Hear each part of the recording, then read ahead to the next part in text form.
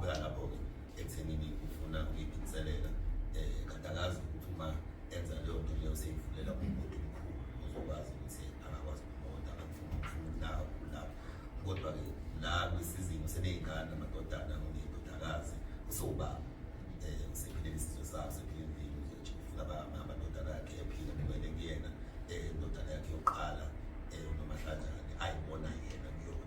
leyo nto naye futhi ibona ubaba wakhe and yamjabulisa leyo nto leyo ukuthi uma naye mhlawumbe ethe umhlala phansi ikhona indodana ezokwazi ukuthi ibambe isizwe esiqhubeke siye phambili so ubaba